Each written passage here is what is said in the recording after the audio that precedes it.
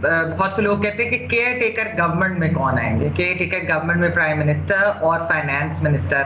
कौन आएंगे। अगर कोई इस तरह के लोग हुए जो टेक्नोक्रेट और जिनके नाम इंटरव्यूज के हवाले से हम कुछ बातें सुन भी रहे थे, तो उसमें फिर वो यही कहते हैं कि शायद फिर वो 3 महीने के लिए या 2 महीने के लिए, नहीं 60 या 90 दिन के लिए ना हो, और वो फिर अगले साल यही मार्च अप्रैल तक उस चीज को खींचा जाए। कोई मुसद्दिका, तो ये भी जाहिर बात है, नहीं अलीना देखिए, जाहिर बात है ये तो जब चीजें होंगी मुसद्दिका, तो यही है ना कि आप गवर्नमेंट के लोगों से बात करते हैं, आप वो लोग जो इन द नो होते हैं आप उनसे बात करते हैं, तो उनको भी उतना ही मालूम है जो वो बातें सुन रहे हैं क्या हो रहा है। तो उससे तो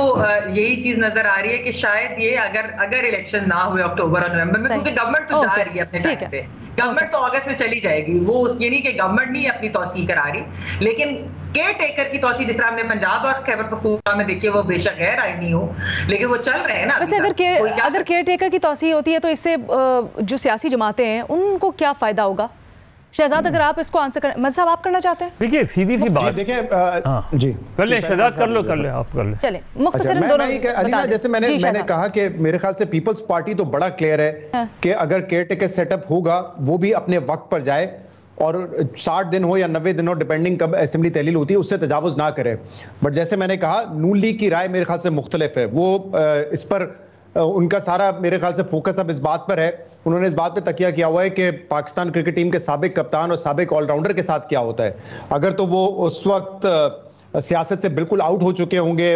जेल में होंगे, तो मेरे ख्याल से फिर वो चाहेंगे कि इलेक्शन में फौरन चले जाए, और अगर नहीं होते तो मेरे ख्याल से नून लीग के अलावा भी जो लोग होंगे वो भी यही सोचेंगे कि शायद इलेक्शन में थोड़ी सी ताखीर कर दी जाए। और ये महमल की बात बिल्कुल दुरुस्त है। ये एक मैं अगर जुमला इसमें मुकम्मल कर लूं, क्योंकि अब इस पे बड़ा डिपेंड करेगा केयरटेकर सेटअप क्या आता है, वो देख के आपको अंदाजा हो जाएगा कि ये शॉर्ट टर्म प्लान है या लॉन्ग टर्म प्लान है। क्योंकि इस्लामाबाद में तो बड़ी अफवाहें, इस्लामाबाद में इस हवाले से अफवाहें कि 2 साल का प्लान क्या होना चाहिए, 3 साल का प्लान क्या होना चाहिए। इस पे मैं आपको एक क्लू दे दूं, अभी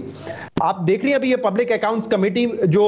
टर्फ फाइनेंसिंग थी उसके ऊपर छानबीन कर रही है, कह रहे हैं कि इसका हम ऑडिट करेंगे। मेरे जरा ये बताते हैं कि हुकूमत और ऑब्वियसली पब्लिक अकाउंट्स कमेटी के जो मेंबरान हैं, उन्होंने जानबूझ के इस केस को इस वक्त टेकअप किया हुआ है, क्योंकि जो उस वक्त गवर्नर साहब थे स्टेट बैंक ऑफ पाकिस्तान के, उनके हवाले से भी काफी अफवाहें चल रही थी कि शायद वो केयरटेकर सेटअप के वजीर आजम हो। तो जब इस तरह की अफवाहें चलना शुरू हुई, और आप देखें साथ ही साथ ये पब्लिक अकाउंट्स कमेटी ने जो है वो टर्फ वाला मामला भी खोला, हमें पता है कि कोई करप्शन का मामला नहीं है। आप ये बहस कर सकते हैं कि स्कीम अच्छी थी, कितनी इफेक्टिव थी, करप्शन तो उसमें कहीं से साबित होती नहीं है। तो ये भी कह रहे हैं कि उसके ताने बाने भी वहीं से जाके वहां से मिलते हैं।